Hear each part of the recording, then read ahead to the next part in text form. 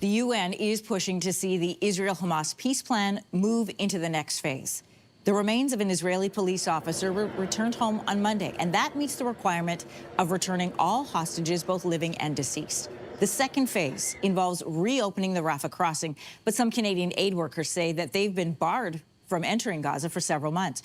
Joining us with more are two of those workers. We have Dorothea Guicciardo, who is the Director of Development at the GLIA project, and the medical equipment provider, Dr. Rizwan Minhous, who was denied entry just as early as December. Great to have you both here with us. Thank you for coming in. Yeah, thank you for having us. Yeah, I'm going to start with you. You visited Gaza several times throughout the conflict. You say access has actually been tightened since the peace plan. Can you explain that?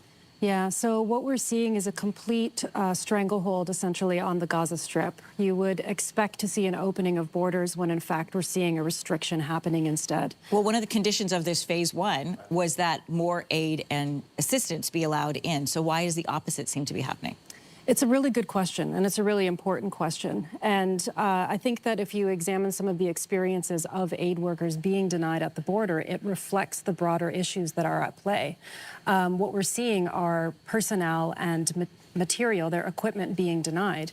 We know of a case of one doctor, for example, who was denied at the border for having brought with him a stethoscope, which is highly unusual. And what was the reason around the stethoscope? Unfortunately, we're never given reasons for why specific people or specific things are being denied. But I think the stethoscope itself points to a really instructive story, because if you were to ask any Canadian on the street, when you hear stethoscope, what do you think of? Chances are they're thinking of healthcare or hospital or doctor. Yeah. So in this case, what's being denied is not just the personnel, but it's the access to these things. So Palestinians are being denied access to healthcare. Dr. Minhous, you were denied entry to Gaza December 18th. That is correct. Yeah, so what were the reasons that were given to you, if any, for turning you away? I went to Jordan. I was crossing the Al-Anbai Bridge, and while at the border, there's Israeli forces there. And my job was pain medicine. I was going to go there to help with pain medicine. I had medical supplies, just enough for the time I was there, 14 days. But then they said no life-saving medications allowed. And I was like, sir, can you please repeat that? Because I thought I didn't understand correctly. He said no life-saving medications allowed in Palestine. And I was like, but I'm a physician, you know, that's what we're supposed to do. We're supposed to save lives. So then I was like, okay, I don't want to argue. So I said, okay, you can take my stuff, but allow me to go in so I can do my duty. Unfortunately, I was denied then. And then luckily, I was allowed by the Israeli military to go once again 2 days later. And this time I was actually kind of scared to even take ibuprofen for my own migraines. I even left my own ibuprofen. And this time I wasn't allowed again. And there was no reason given. In fact, they said that you can't go, you need to suffer. And for what we know, you might even have a rocket in your bag. And you know, I'm pretty laid back. I honestly don't mind being checked. I think it's good to do checkings. But I felt discriminated against being even Canadian. And going back to the stethoscope, it's actually one of my fellow colleagues, Dr. Kapasi. He was not allowed a stethoscope through because he said, you're not listening to your heart, you're listening to other people's heart. That was the reason given to him. So you weren't allowed, your colleague was not allowed to bring in something that would help others? Exactly. Okay. I'd like you both to answer this. In the times that you've both been to Gaza, you know, we are limited, very limited in what comes out of Gaza and that we can share. What did you see? What kinds of work were you doing? And what did you experience? Dorothea, I'll start with you. Yeah, so I work in healthcare building capacity, right? So I'm often inside the hospital. So I have a firsthand overview in terms of the devastation in the hospitals, the lack of infrastructure, the inability to bring in aid, and what the consequences of that is on the ground. I'm also seeing, you know, through my walkthroughs of these hospitals, I'm seeing patients and what state that they're in. And we're seeing a constant state of survival, you know, and trying to make do with what is on hand, which is very, very little.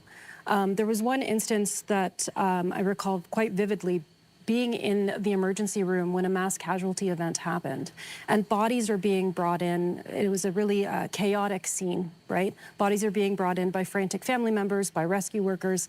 Doctors in the room are working to try to respond to this incident.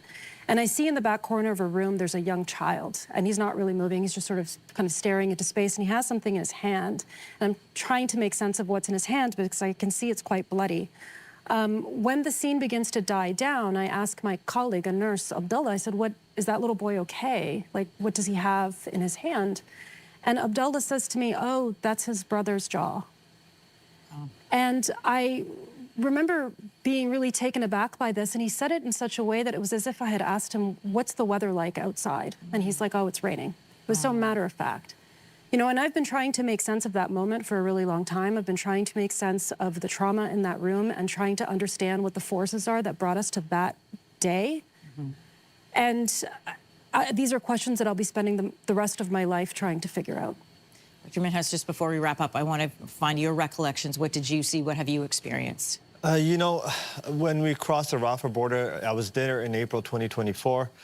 You see devastation. I saw not any area that I saw was devastated. There was rubble. When we got to the hospital, people are surrounding themselves around the hospital because they're thinking they're more safer around the hospital, which we know is not true anymore because Al-Nasser Hospital was attacked even twice with a double shot. Inside the hospital, every third person I see has yellow eyes from hepatitis. There's no clean water. They have jaundice, so they have hepatitis A. And even as physicians, when we're there, we're scared to drink some of the water. Inside the hospital settings, we don't have equipment to work, right? And when we try to take our equipment, we get denied. There's lack of IV medication. There's lack of anesthesia. Whenever we're doing our small surgeries or large surgeries, we're doing them without anesthesia, so people are suffering in pain. I want to point out one thing. When I was going there in April 2024, one of our fellow Canadians, Jacob Flickinger, was a few kilometers ahead of us in his van. He was working for World Central Aid Kitchen. And he was targeted by Israeli military strikes, and unfortunately, he lost his life. And I felt like a lot of Canadians still didn't get a chance to know that. He was a fellow Canadian. I think his life matters, and just like any other Palestinian lives matter as well. I want to thank you both for being here. Important to hear what's happening on the ground, your experiences, as we are waiting for phase 2 to begin, for the borders to open up, and for reconstruction to start to happen in the region. Thank you both for being here. Appreciate it. Thanks so much. If you like that video, make sure to subscribe to the Your Morning YouTube feed, where you can find all kinds of new content posted every weekday morning.